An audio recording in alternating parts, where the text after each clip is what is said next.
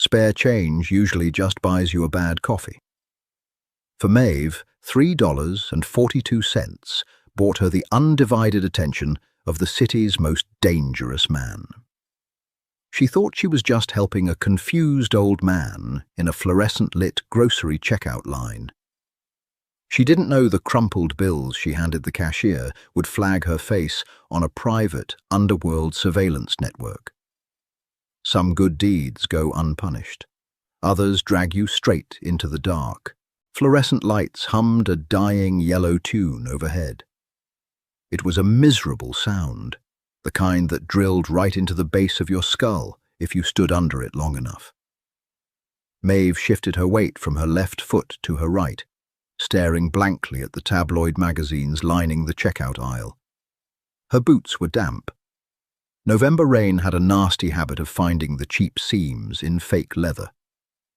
Ahead of her, the line was stalled. A heavy sigh escaped the woman directly in front of Maeve, followed by an aggressive check of a wristwatch. People in this part of the city were always in a hurry to get back to nowhere. Maeve leaned out slightly to see the hold-up. At the register stood an older man. He was small, slightly stooped, and aggressively fumbling through a worn leather wallet. "Sir, it's $23.40, the cashier said. She popped a bubble of pink gum, her eyes dead and fixed on the wall behind him. "You gave me a 20. Yes, I know." The old man's voice trembled. It wasn't the tremor of fear, but the frustrating, uncontrollable shake of age. His fingers, spotted and thin, scraped against the bottom of the empty coin pocket. "I had a 5. I know I had a 5. My boy gave it to me this morning." "Well, you don't have it now. Do you want me to put the milk back or the oranges?" The cruelty wasn't intentional. It was just the abrasive, sandpaper reality of minimum wage retail at 9 p.m. on a Tuesday. But the words hit the old man hard. His shoulders slumped. He looked down at the small cluster of items on the black conveyor belt. A carton of whole milk, a bag of bruised oranges, a loaf of cheap white bread.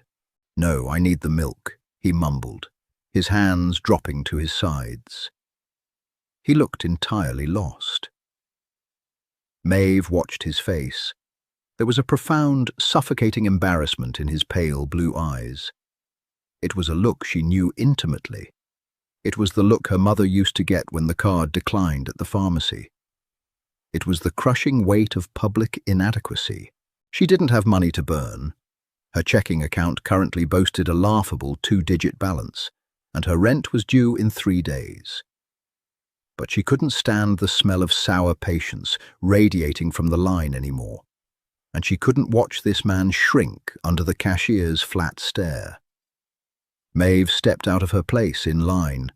She walked past the annoyed woman and slapped a crumpled $5 bill onto the sticky black plastic of the conveyor belt. "Keep the change," Maeve said to the cashier. The cashier didn't look surprised, just bored. She snatched the 5, hit a button on the register, and the drawer shot open with a mechanical ding. The old man turned to Maeve. Up close, his frailty was even more apparent, yet there was something wildly incongruous about him. His wool coat was frayed at the cuffs, but the material was incredibly soft. Cashmere, maybe. And beneath the fraying sleeve, a heavy silver watch caught the harsh overhead light. It didn't look like a cheap knockoff. It looked heavy. Real. "You didn't have to do that, sweetheart," he said, his voice thickening. "It's $3, Maeve replied, keeping her tone light, brushing off the gratitude before it could get heavy. "I spend more than that on terrible coffee. Don't worry about it." People aren't usually this kind. He picked up his plastic bags, his hands still shaking slightly. "My grandson, he tells me the world is a wicked place. He worries. Too much. That boy worries." "The world is what it is," Maeve said. She offered a tired smile. "Have a good night, sir. Get home safe." "Henry," he said, nodding slowly. My name is Henry. Maeve? Henry smiled. It transformed his face, stripping away the confusion and leaving something remarkably sharp behind. Thank you, Maeve. Gabriel will be very pleased you helped me. He turned and shuffled out the automatic glass doors, disappearing into the wet, black night. Maeve didn't think twice about the name Gabriel. She just stepped back into line, paid for her frozen dinner and cheap coffee grounds, and braced herself for the cold walk back to her apartment. The walk took 20 minutes. The rain had turned to a fine, freezing mist. She let herself into her building, the lock sticking the way it always did, requiring a hard shoulder shove to turn the deadbolt. Her apartment smelled like dust and old radiator heat. She kicked off her wet boots, tossed her keys onto the chipped laminate counter, and microwaved her dinner. It was a completely ordinary night. A quiet, depressing, utterly normal Tuesday. She ate her food in silence, watching the rain streak the dirty glass of her single window. She didn't know that 3 miles away, in a sprawling, gated estate on the affluent north side of the city, a man was watching security footage of her face. She didn't know that the $5 bill she had casually tossed on a counter had just rewritten the trajectory of her entire life. Tuesday nights at the Rusty Anchor were an exercise in slow, agonizing boredom. The dive bar sat on a corner that the city's gentrification had somehow miraculously missed. It smelled perpetually of stale beer, bleach, and the ghosts of cigarettes smoked decades ago. Maeve wiped down the sticky mahogany bar with a damp rag, her mind entirely blank. She had been working here for 2 years, pouring cheap whiskey for men who had given up on better things. The clock on the wall above the registers ticked toward 11 p.m. Only 3 patrons sat in the booths, all regulars, all nursing half-empty glasses in comfortable silence. Then the atmosphere shifted. It wasn't a loud noise that changed the room. It was the absolute, sudden absence of it. The faint hum of conversation died. The front door swung open, letting in a gust of freezing wind, and 3 men stepped inside.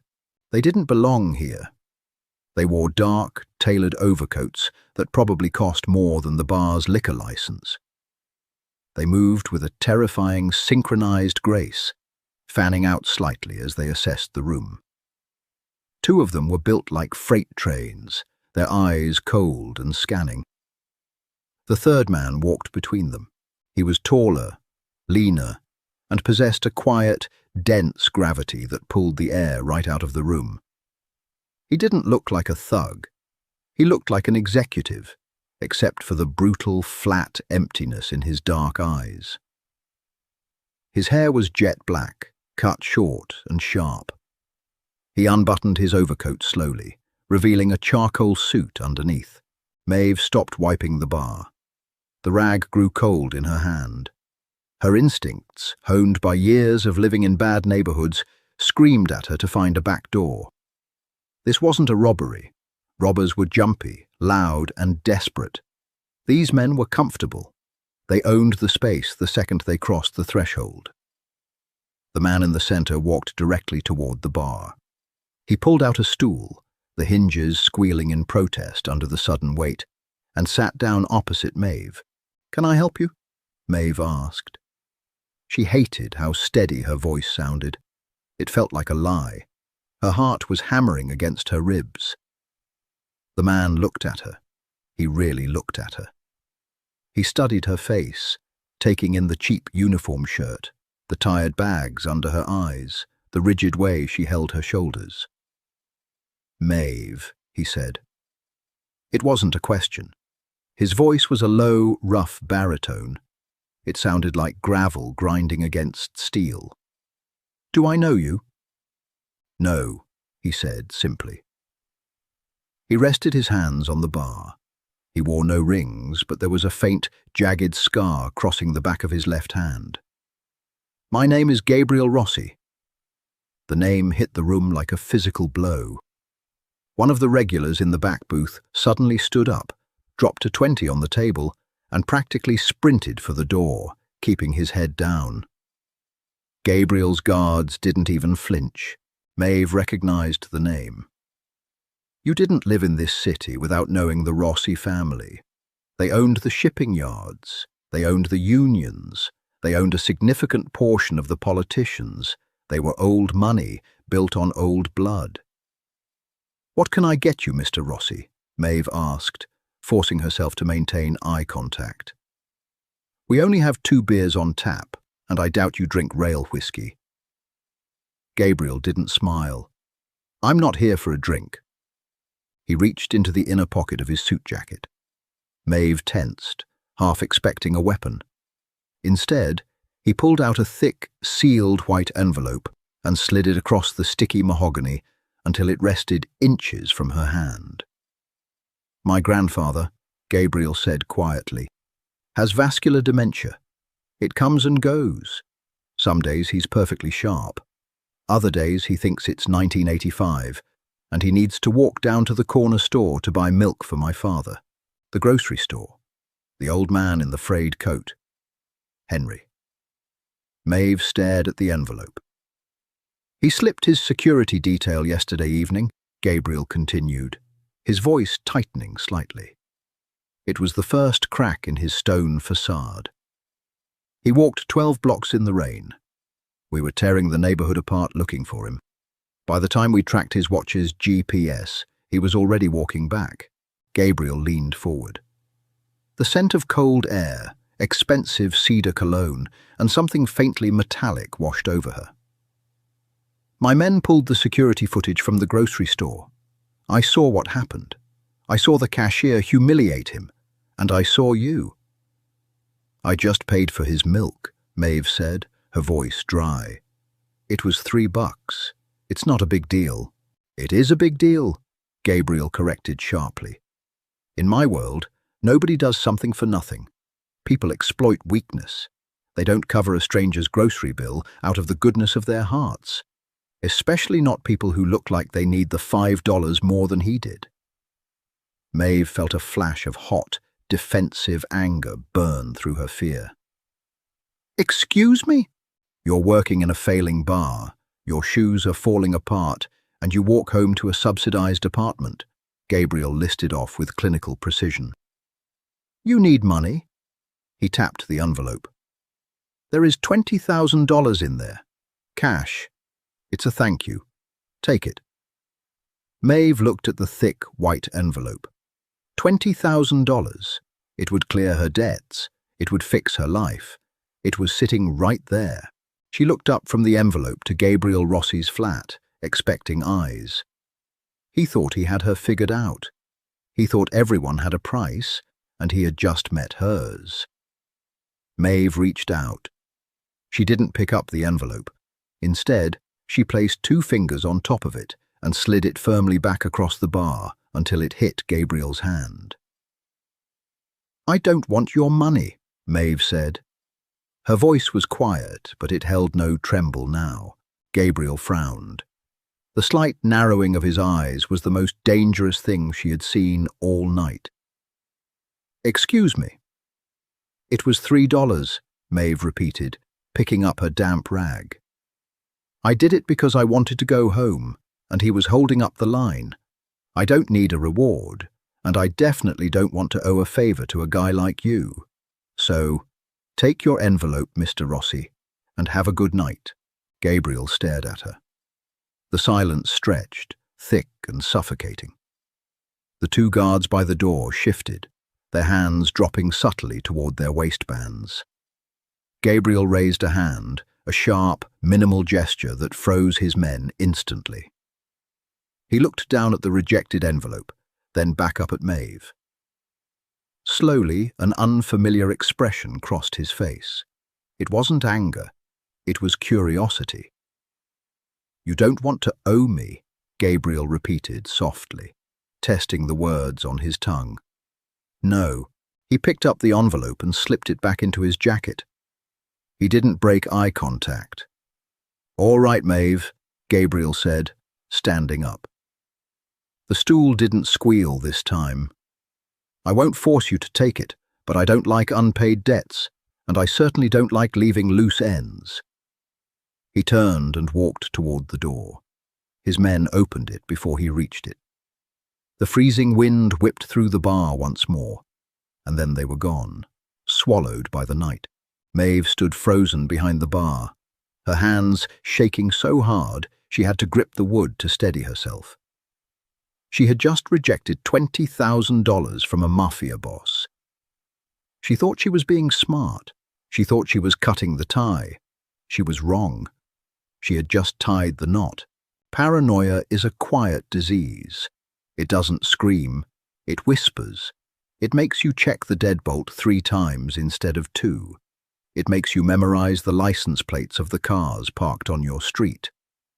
For 3 days after the encounter at the Rusty Anchor, Maeve lived in a state of suspended animation, waiting for the other shoe to drop. You didn't tell a man like Gabriel Rossi to take a hike without consequences. Thursday morning arrived with the pale, sickly light of a city struggling against winter. Maeve sat in the corner of a 24-hour laundromat, watching her faded work shirts tumble in the dryer. The place smelled of industrial bleach and cheap floral fabric softener. A fluorescent bulb flickered rhythmically above row 4, casting a twitchy, nervous strobe across the peeling linoleum floor. She was exhausted. Sleep had become a fragmented, elusive thing, broken by the memory of Gabriel's flat, dark eyes. The bell above the glass door chimed. Maeve didn't look up from her beat-up paperback. People drifted in and out of this place like ghosts. It wasn't until the heavy scent of cedar and cold rain overpowered the smell of bleach that her stomach dropped. Gabriel stood at the end of the aisle. He looked entirely absurd in this environment. He wore a dark navy wool coat over a charcoal turtleneck, the fabric hugging the broad lines of his shoulders. His shoes, polished black leather, probably cost more than the row of washing machines beside him. He wasn't flanked by guards this time. He was alone, and somehow that made him infinitely more intimidating. Maeve closed her book, marking the page with her thumb. "Are you stalking me, Mr. Rossi? Because I'm pretty sure there are laws about that, even for people who own the judges." Gabriel didn't smile. He walked slowly down the aisle, his gaze sweeping over the rusted coin machines, the overflowing trash bins, and finally settling on her. He stopped a few feet away, invading her space just enough to establish dominance, but keeping enough distance to avoid a physical threat. "My grandfather refused to eat his breakfast this morning," Gabriel said. His voice was a low rumble, blending with the rhythmic thumping of the dryers. Maeve blinked, completely derailed by the statement. She had braced herself for a threat, a bribe, or an eviction notice, not a dietary report. "I'm sorry. He has it in his head that the girl from the grocery store is in trouble," Gabriel continued, his jaw tightening. "Dementia is a cruel architect. It builds realities out of fragments. He remembers you paying for his groceries. He remembers my men bringing me the security footage. Now, he thinks you're starving because you gave him your last $5. He won't touch his food until he knows you're provided for." Maeve let out a harsh, involuntary laugh. It sounded scraped raw. "So you tracked me down to a laundromat in the worst ward of the city to tell me your grandfather is worried about my financial stability?" "I tracked you down," Gabriel said, leaning slightly against the vibrating metal of a washing machine, "because I have a problem I need to solve, and you are the crux of it." "I told you I don't want your money. I know what you told me." Gabriel's dark eyes locked onto hers, stripping away the defensive layers she tried to project. "I spent the last 3 days running a background check on you, Maeve." Her grip tightened on her book. "That's a massive invasion of privacy." "It's standard operating procedure," he countered smoothly. "You have $34 in your checking account.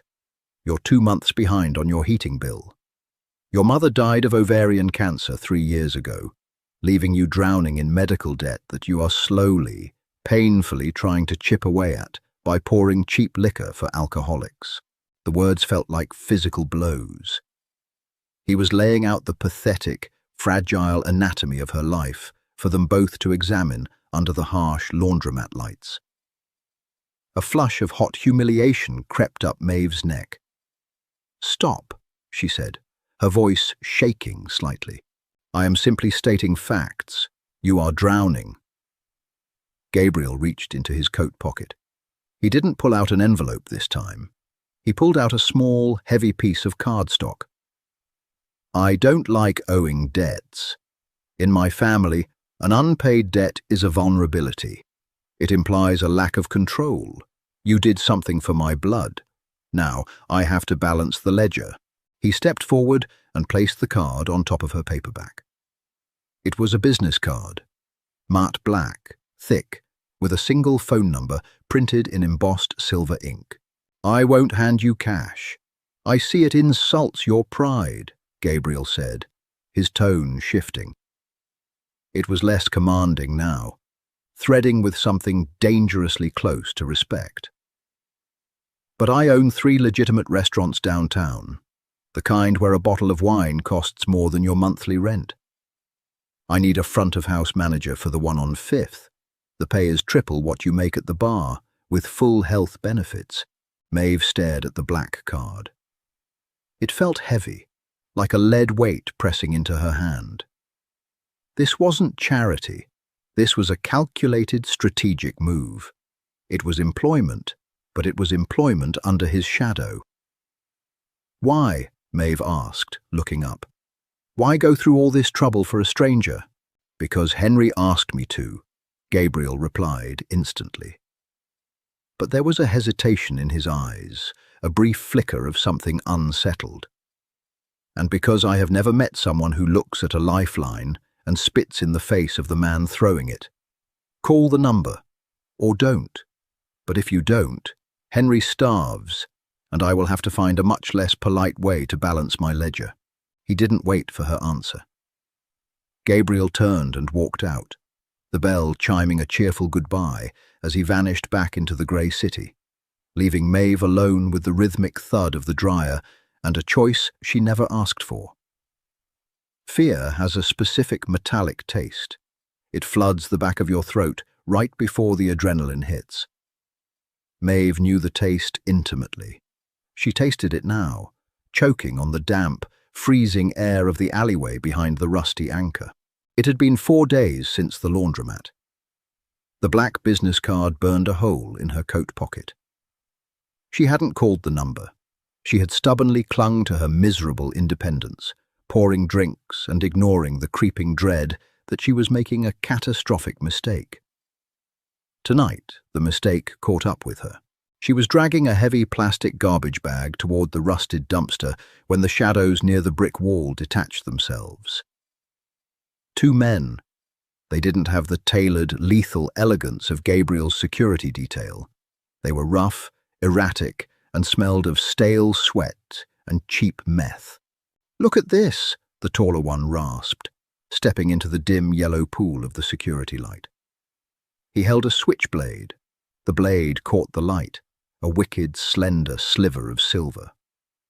"Rossi's little charity project." Maeve dropped the trash bag.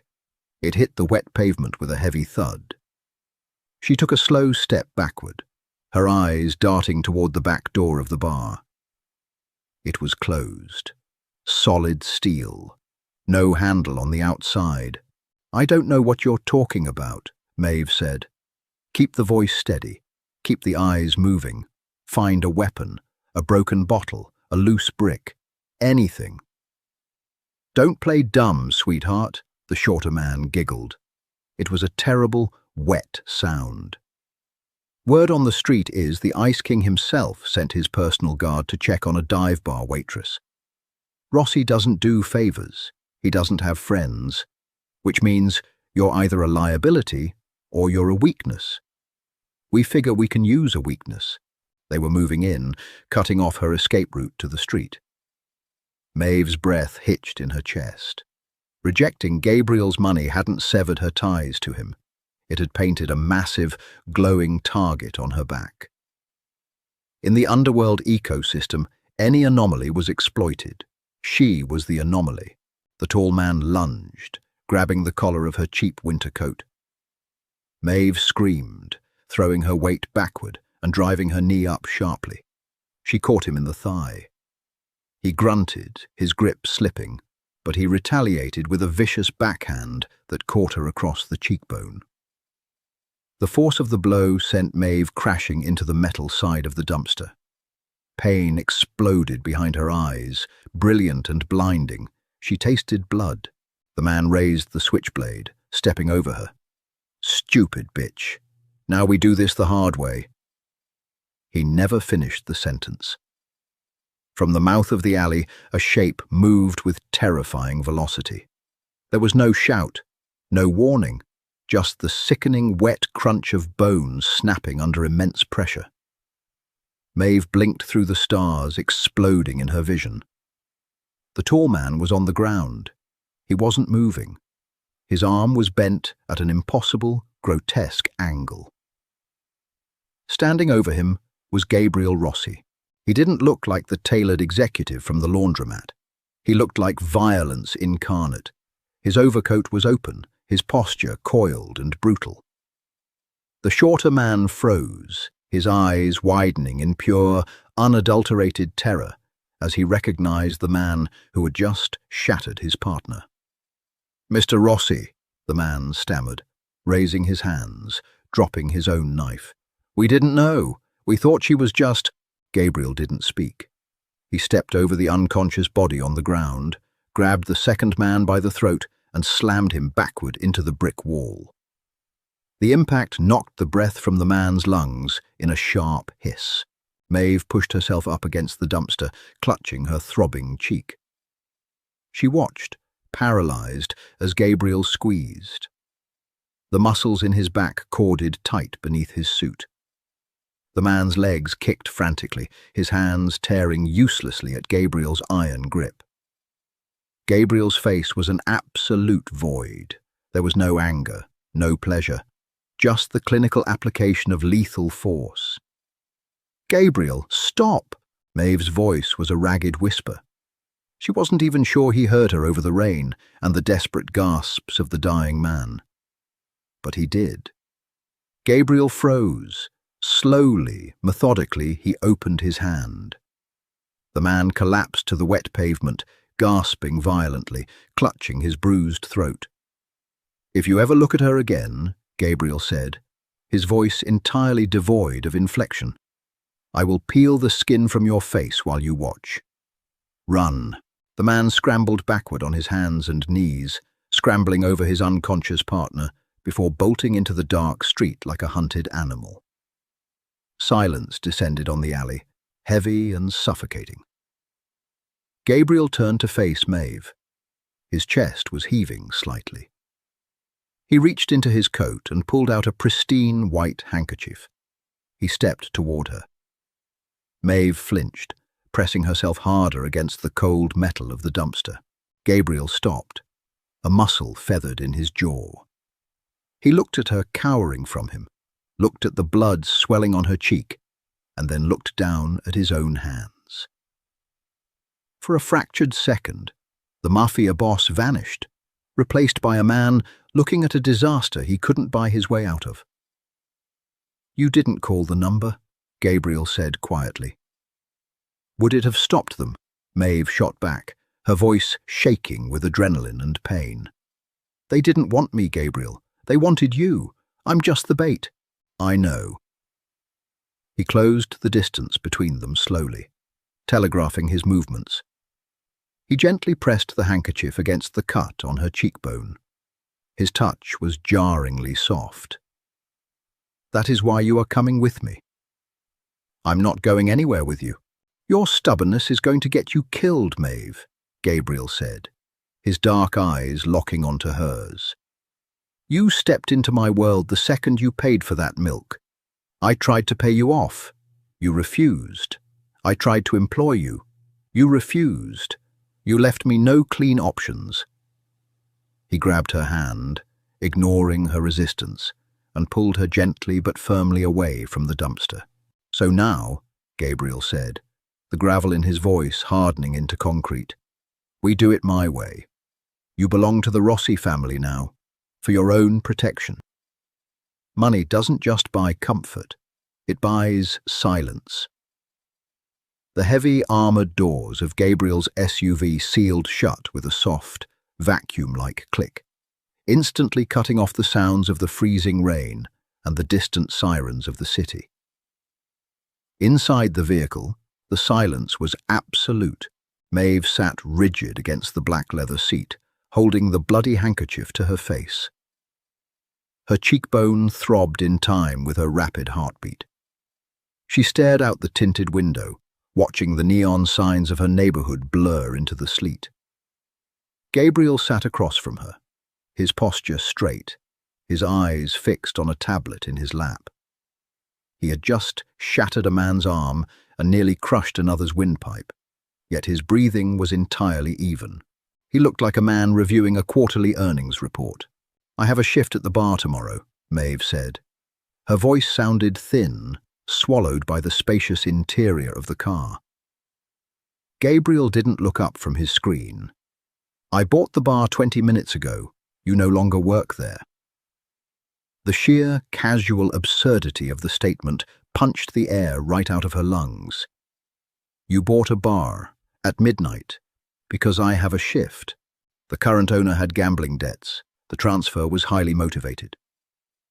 Gabriel swiped a finger across the glass. I told you, Maeve, you are a vulnerability. As long as you are walking the streets unprotected, my enemies will use you to get to me. I cannot allow that. So I'm a prisoner. You are a guest. He finally looked up. You will have a room, fresh food, and security.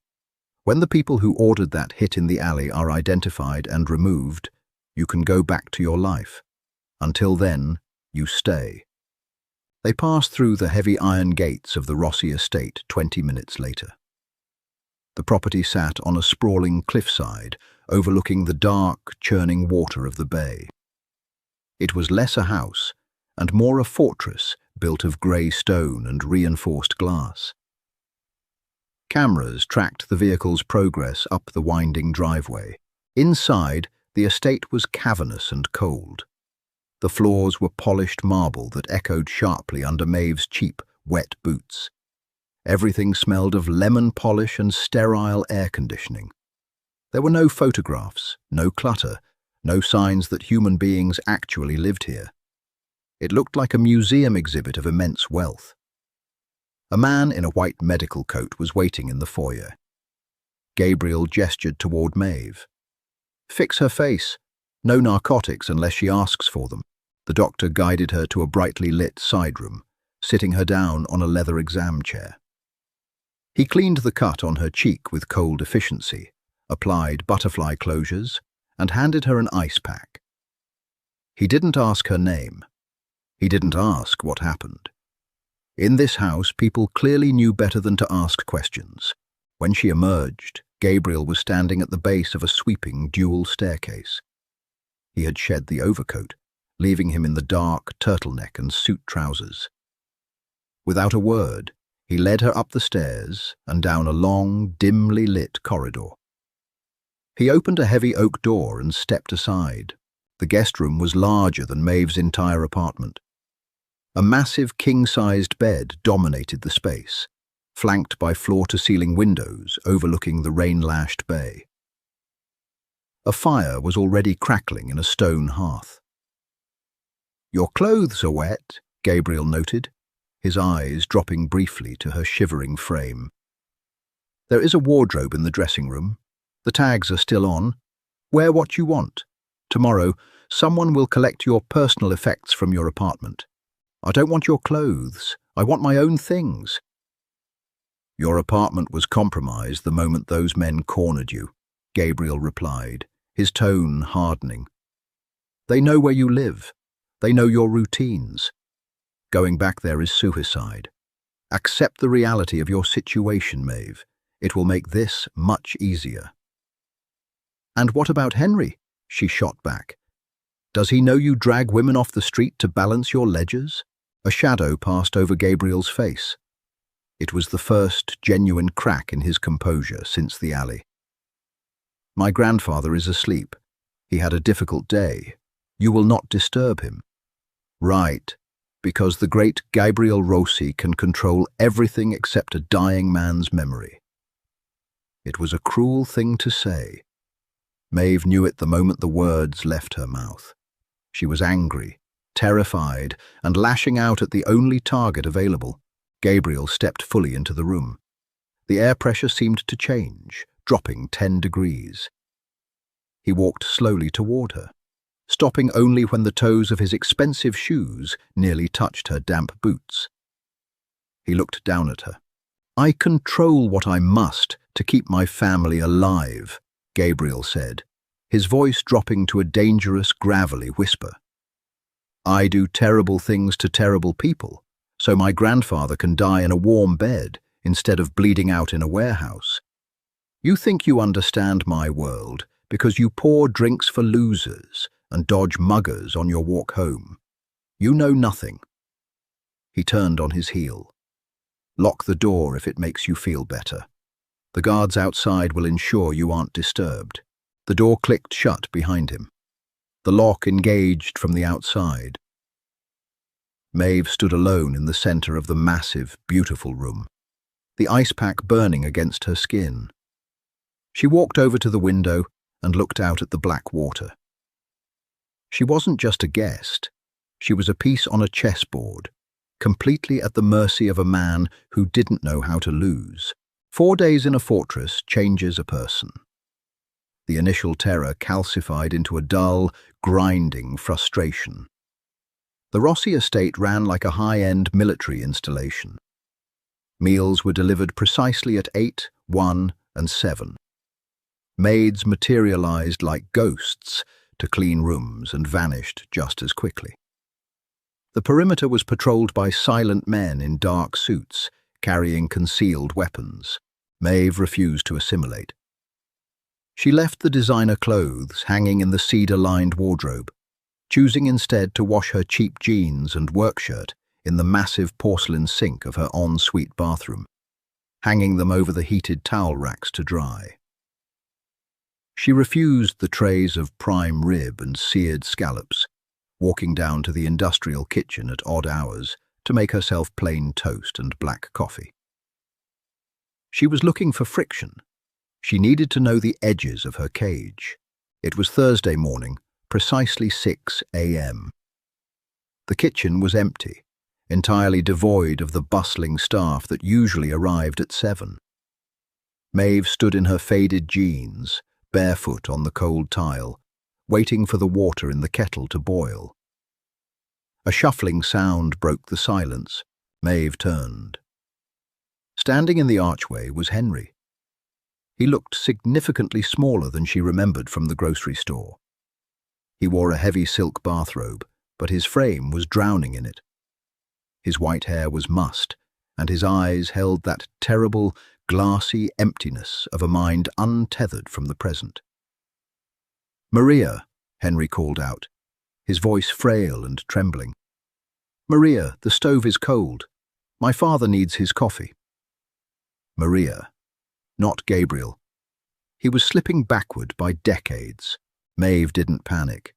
You didn't work in a dive bar without learning how to handle people who weren't in their right minds.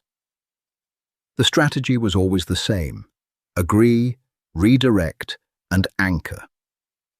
"I'm sorry, Henry," Maeve said, keeping her voice incredibly soft and even.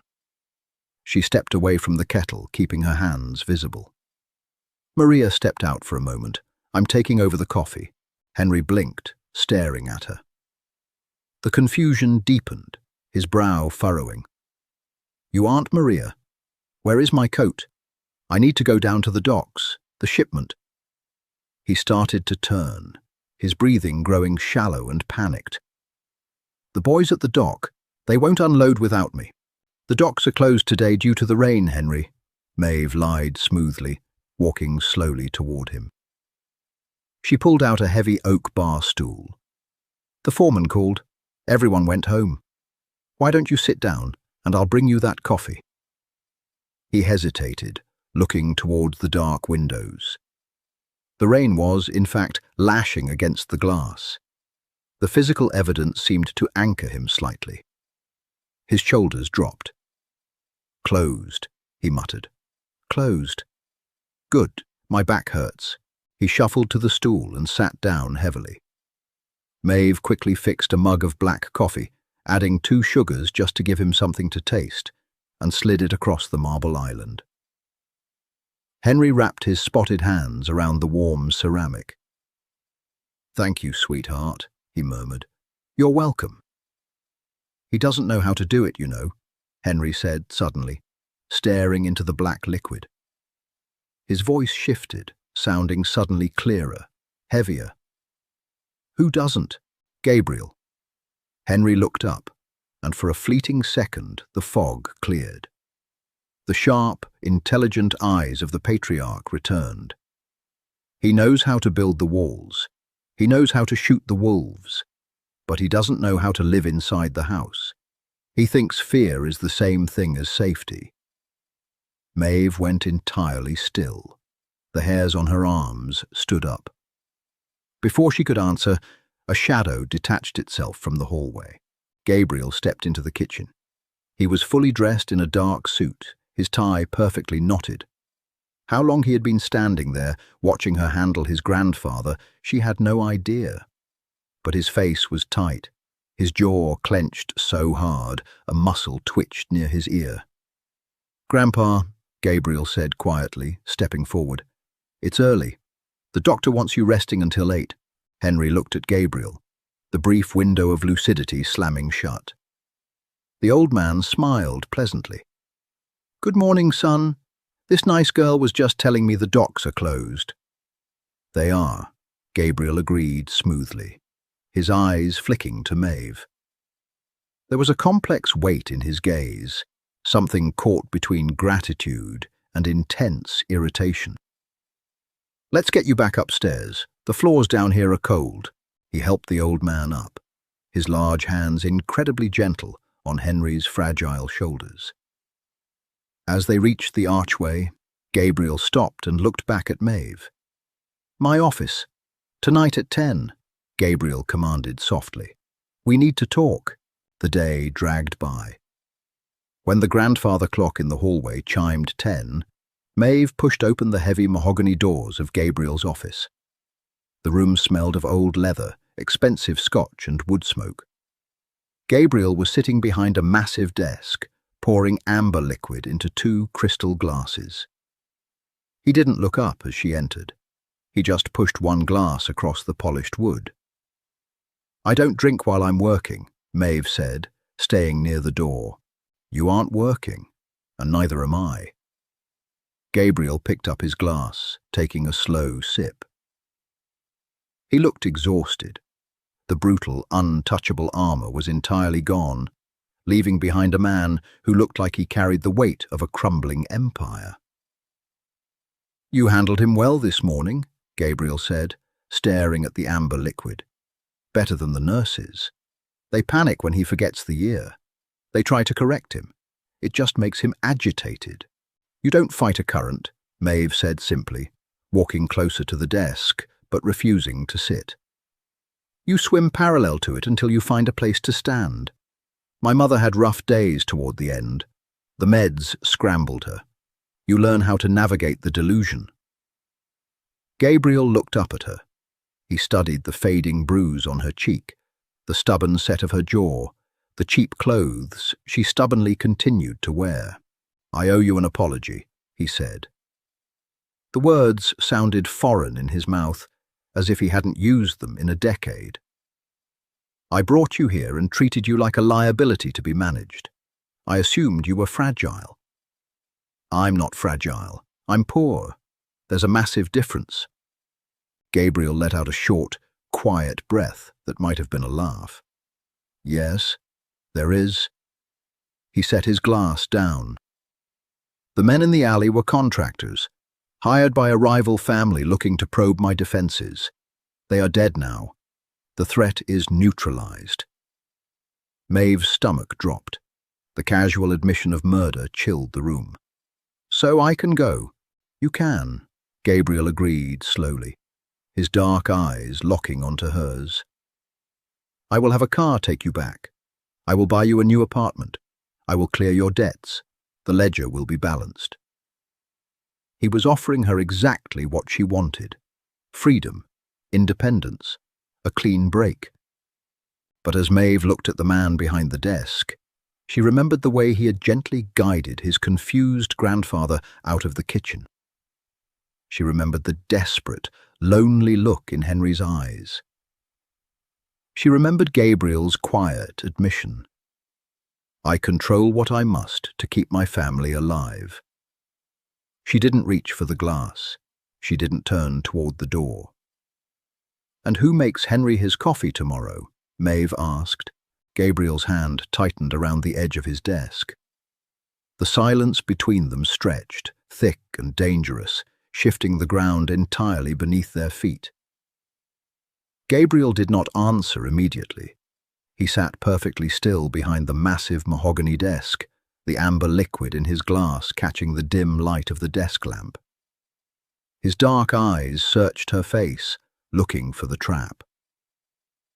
In his world, altruism was a myth. Every favor was a hook. Every concession was a calculated risk. You're volunteering to stay, Gabriel said slowly. It wasn't a question. He was testing the structural integrity of the concept. I am negotiating employment, Maeve corrected, crossing her arms. The heavy, expensive silence of the office pressed against her, but she refused to step back. You need someone to anchor Henry when his mind drifts. Your security details look at him like a broken piece of furniture. Your nurses treat him like a toddler. He is an old man losing his grip on reality, and he needs someone who knows how to hold his hand without stripping his dignity. Gabriel set his glass down. The soft click echoed loudly. And you believe you are uniquely qualified for this? I took care of my mother for 4 years, Maeve said, her voice dropping the defensive edge, settling into cold, hard fact. I know how to manage sundowning. I know how to check medications. And, more importantly, I am the only person in this fortress who isn't terrified of you. A faint, humorless smile touched the corner of Gabriel's mouth.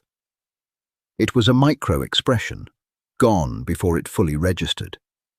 You should be terrified of me, maybe, but I'm not. Maeve uncrossed her arms and placed her palms flat on his desk. I want a formal contract, fair market rate for a live-in care coordinator. I want a W-2. I want my medical debts paid off as a signing bonus, not a charity handout. And I want the freedom to come and go from this estate without 2 armed guerrillas following me to the pharmacy. Gabriel watched her hands on his desk. He looked at her chipped nail polish, the faint white scars on her knuckles from years of manual labor. Then he looked up at her face.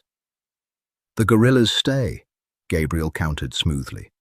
Non-negotiable. If you work for me, you are a target. They will ride in a separate vehicle. They will stay out of your line of sight. But they stay. Maeve considered this. It was a concession dressed as an order. Fine. Your debts will be cleared by tomorrow afternoon, Gabriel continued, his voice returning to that crisp, executive cadence. Your salary will be triple the market rate to compensate for the unorthodox nature of your employer. You answer only to me. You handle Henry. You manage his schedule. You tell the medical staff what to do. If they refuse, you tell me, and they will be replaced. Deal. He stood up. The sheer size of him dominated the room, casting a long shadow across the Persian rug. He extended his right hand. Maeve looked at it. The faint, jagged scar crossing his knuckles was fully visible now. She reached out and gripped his hand. His skin was warm, calloused, and his grip was firm without being crushing. It felt like shaking hands with a loaded gun. "Welcome to the family business, Maeve," Gabriel said quietly. Over the next 3 weeks, the dynamic within the stone fortress shifted. Maeve didn't just manage Henry, she inadvertently humanized the estate. She fired the lead nurse on day 4 for speaking to Henry in a patronizing baby voice. When the woman threatened to go to Gabriel, Maeve simply pointed to the door. Gabriel watched the entire exchange from the second-floor landing. He didn't intervene. The nurse packed her bags. Henry flourished. Maeve established a rigid routine, anchoring his days with familiar, tangible tasks. She bought him cheap 100-piece puzzles that they completed at the kitchen island. She played old radio broadcasts from the 1950s. She learned the exact ratio of cream to sugar he preferred. Gabriel became a ghost, haunting his own home. He left early, returning late into the night.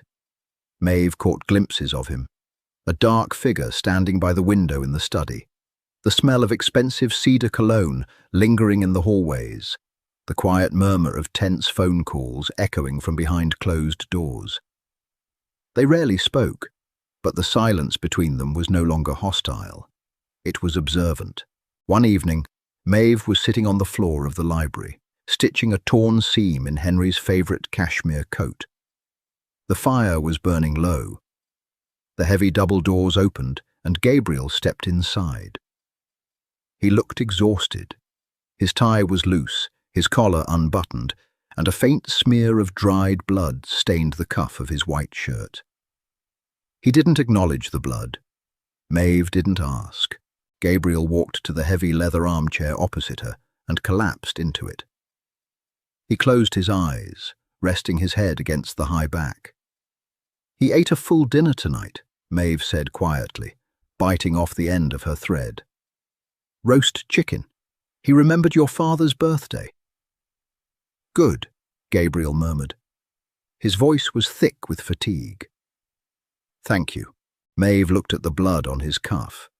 She looked at the dark circles bruised under his eyes. He was a monster to the city outside these walls. He shattered bones and ruined lives. But sitting here, in the dim firelight, he just looked like a man slowly drowning under the weight of an invisible ocean. She folded the coat, placed it on the side table, and stood up. She walked to the small bar cart in the corner, poured 2 fingers of his expensive scotch into a crystal glass, and carried it over. She set it on the table beside him. Gabriel opened his eyes. He looked at the glass, then up at her. "You're paying me too much," Maeve said flatly. "I figured I should start bartending again to earn my keep." She walked out of the library, leaving him alone with the fire and the scotch. It was a small, almost insignificant gesture. But in the underworld, small things were exactly what eventually brought down the empires. Violence rarely announces itself with a polite knock. It rips the door off the hinges. December arrived with a brutal, biting cold that froze the bay into jagged plates of grey ice. Maeve was asleep, buried under the heavy down comforter of her guest room, when the alarms triggered. It wasn't a loud, shrieking siren. It was a low, vibrating hum that seemed to shake the very foundation of the stone estate, accompanied by the strobing pulse of red emergency lights in the hallway. Maeve threw off the covers. Her bare feet hit the cold, hardwood floor. She didn't freeze. The panic response she had honed on the streets kicked in, sharp and clinical. She grabbed the heavy brass lamp from her nightstand, wrapping the cord tightly around her wrist. She opened her bedroom door. The hallway was chaos in motion. Men in dark tactical gear were moving with silent, terrifying speed. The estate's security detail was fully mobilized. Assault rifles, usually hidden, were now raised and ready. The smell of cold air and raw adrenaline flooded the corridor. "Get back in your room," a guard barked, moving past her door. "Where is Henry?" Maeve demanded, gripping the brass lamp. Safe room, north wing, lock your door. Maeve ignored him. She dropped the lamp, sprinted down the hall, and took the back stairs toward the foyer. The front doors were blown wide open, the freezing wind howling into the pristine marble entryway. 3 SUVs were parked haphazardly on the front driveway, their doors flung open. 2 guards were dragging a man up the stone steps. It was Gabriel. His charcoal suit was ruined. The fabric was torn and soaked with a massive, spreading stain of dark, heavy crimson. His head slumped forward, his breathing coming in wet, ragged gasps. "Medical room! Move!" one of the guards screamed, completely dropping the usual professional stoicism. Maeve's heart slammed against her ribs. She didn't think, she just moved. She intercepted them at the base of the stairs, sliding her shoulder under Gabriel's free arm, taking his weight. He was incredibly heavy, a dead weight of dense muscle. Gabriel's head rolled to the side. His dark eyes flickered, struggling to focus. He saw her face. "Maeve," he grunted, blood staining his teeth. "Get out of the hall." "Shut up and walk," Maeve snapped, straining under his weight as they half-carried, half-dragged him down the corridor toward the sterile white room where the doctor had stitched her face weeks ago. They kicked the door open. The estate doctor was already there, snapping on blue latex gloves, his face pale and tight. "On the table, now," the doctor ordered. They hauled Gabriel onto the leather examination chair. He groaned, a deep, animalistic sound of pure agony, as his back hit the surface. The doctor grabbed a pair of trauma shears and began cutting away the expensive wool of the suit jacket and the ruined shirt beneath. Maeve stood frozen at the foot of the chair. His left side was a mangled ruin. 2 gunshot wounds, one high in the shoulder, passing clean through. The other low in the abdomen. That was the bad one. Dark, arterial blood pulsed sluggishly from the ragged hole, pooling quickly on the black leather. "I need pressure on the stomach," the doctor yelled, turning to grab a tray of surgical instruments. "Now!" The guards hesitated. They were shooters, not medics. Maeve stepped forward. She grabbed a thick stack of sterile gauze from the counter, pressed it directly over the abdominal wound, and leaned her entire body weight onto her hands. Gabriel arched his back, a horrific strangled cry escaping his throat. His hands, slick with his own blood, blindly reached out and gripped Maeve's forearms. His fingers dug into her skin like iron clamps. "Look at me," Maeve ordered. Her voice was loud, slicing through the panic in the room. "Gabriel, look at me." His eyes snapped to hers. They were dilated, wild with pain and shock. "Keep looking at me," she said, pushing down harder on the wound. Warm blood soaked through the gauze, slipping between her fingers. The copper smell was overpowering. "You're not dying tonight. Who makes Henry his coffee if you die?" A dark, wet chuckle bubbled up from Gabriel's chest, turning quickly into a cough. "You do." "I quit. The hours are terrible," Maeve fired back. "Stay with me," the doctor returned, moving with frantic precision. "I have to dig the bullet out before I can clamp the bleeder. It's too deep. No time for local anesthetic to take full effect. Hold him down." The 2 guards moved in, pinning Gabriel's shoulders and legs. Gabriel's grip on Maeve's forearms tightened until she felt bruises forming. He didn't look at the ceiling. He didn't look at the doctor. He locked his eyes entirely on Maeve. "Do it!" Gabriel rasped. The doctor went in with the forceps. Gabriel didn't scream again. He bit down on his lower lip until it bled, his entire body going rigid as a steel beam. The muscles in his neck strained against the skin.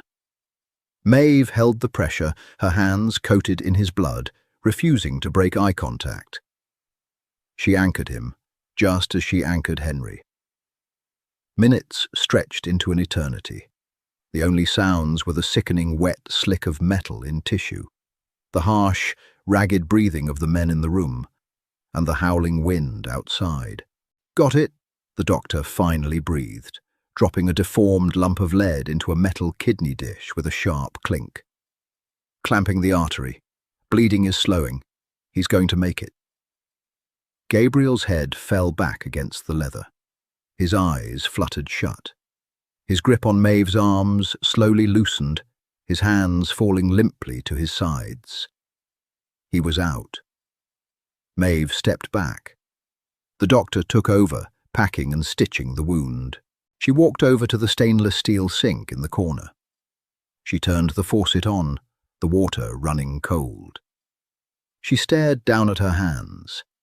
They were entirely coated in Gabriel's blood. The water turned a pale, watery pink as it circled the drain.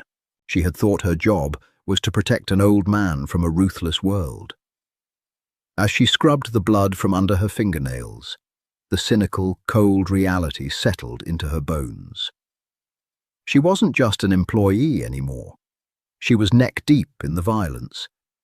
The ledger wasn't balanced. It was bleeding, and she was the one holding the gauze. 3 days passed in a haze of antiseptic and hushed voices. Gabriel did not die. Men like him rarely surrendered to something as pedestrian as a bullet. He woke up 30 hours after the surgery, pale, furious, and barking orders at his lieutenants from the medical bed. Maeve stayed out of the way.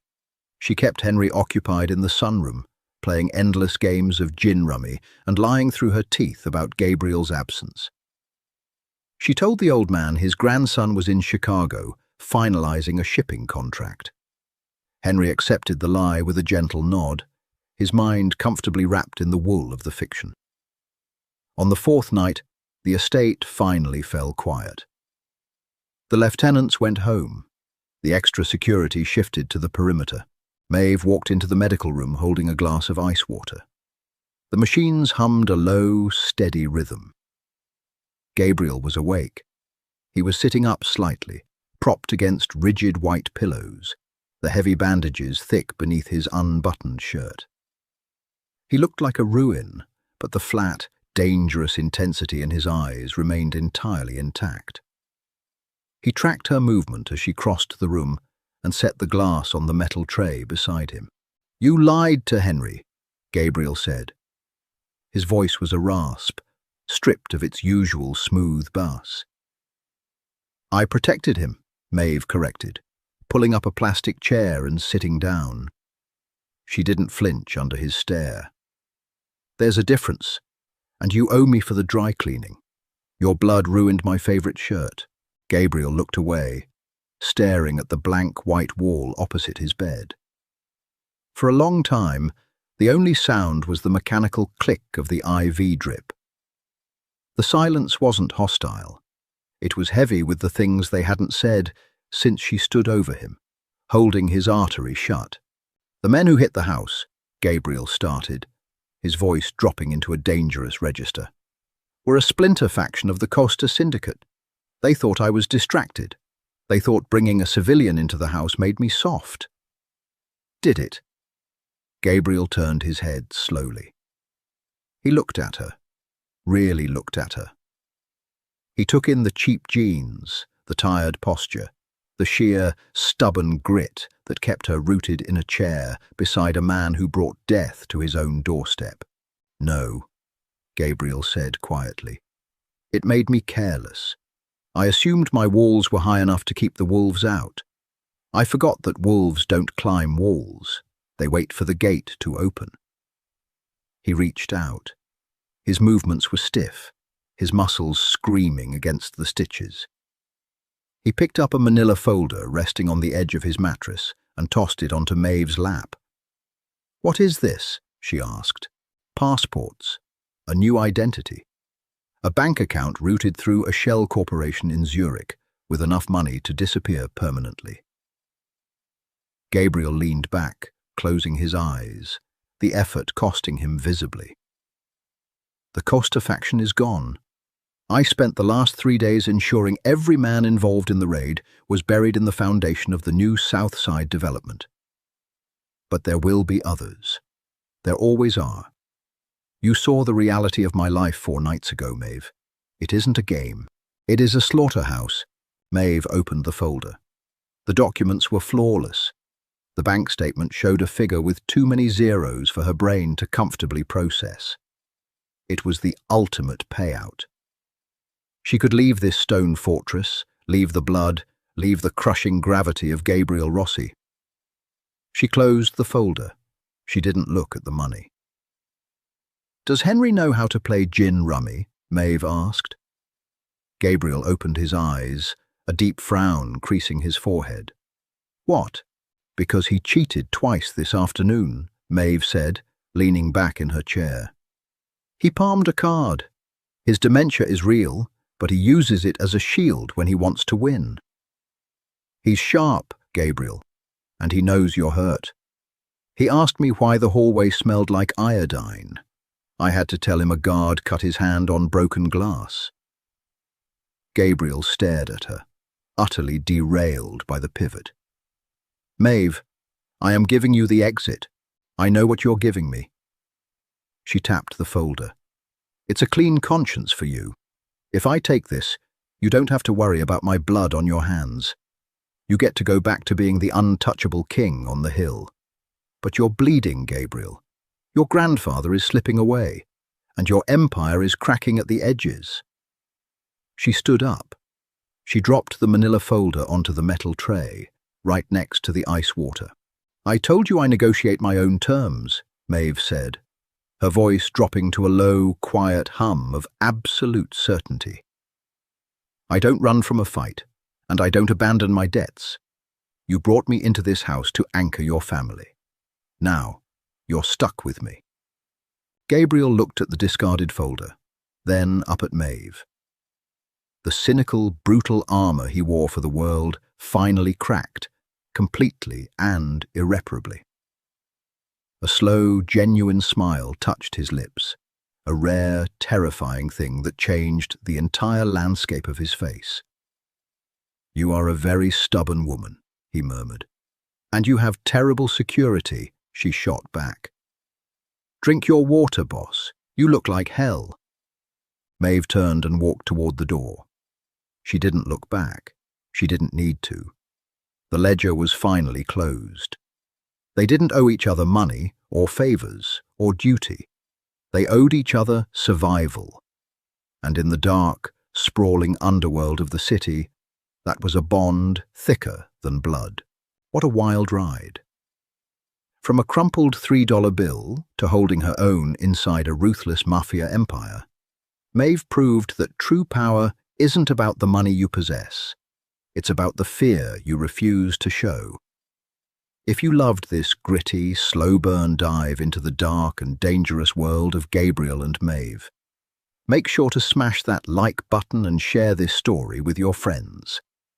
Hit subscribe and ring the notification bell so you never miss our next epic storytelling series.